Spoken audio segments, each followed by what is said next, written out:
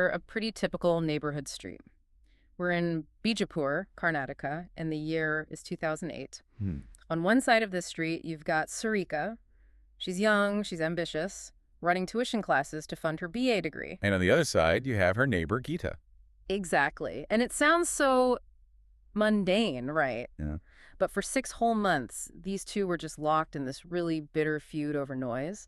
It's the kind of thing you hear about all the time. Sarika's students were apparently too loud. Geeta's family got aggressive.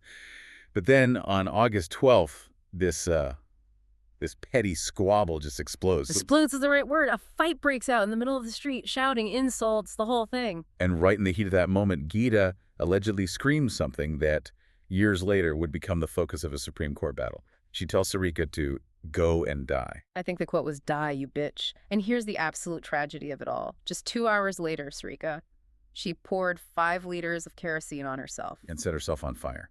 She held on for 3 weeks but died from the burns. It's just a horrific, heartbreaking story. But today, we're diving into the legal earthquake that followed.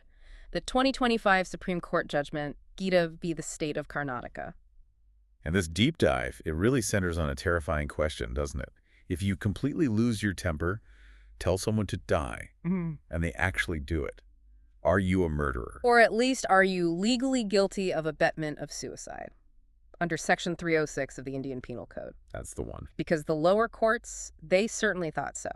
Both the trial court and the high court looked at Sarika's dying declaration, where she blamed Geeta's harassment and convicted her. Right. For them, it was a straight line. Geeta said die, Sarika died. It seemed like an open and shut case. But it wasn't. The Supreme Court steps in and just completely flips the script. They acquitted Geeta.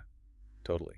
And to understand how they got there, we have to unpack this really fundamental legal idea called mens rea. The guilty mind. The guilty intention, exactly. Okay, so let's get into that. The court wasn't denying that Geeta was being abusive, was it?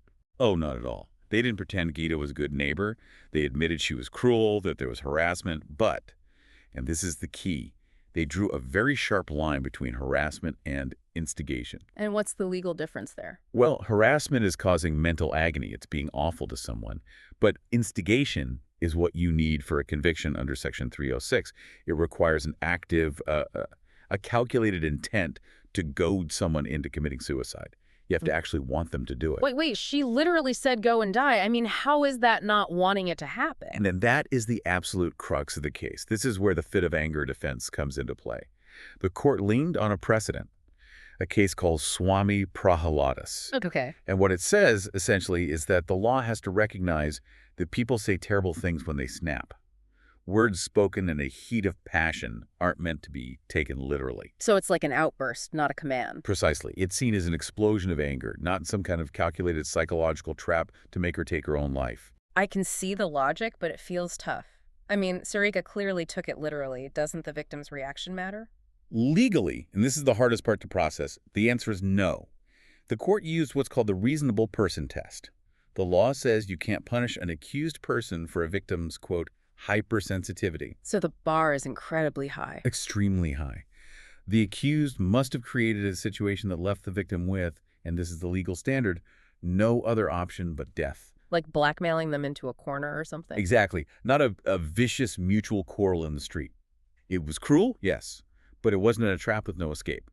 So Geeta walks free. Wow. The conviction is just set aside.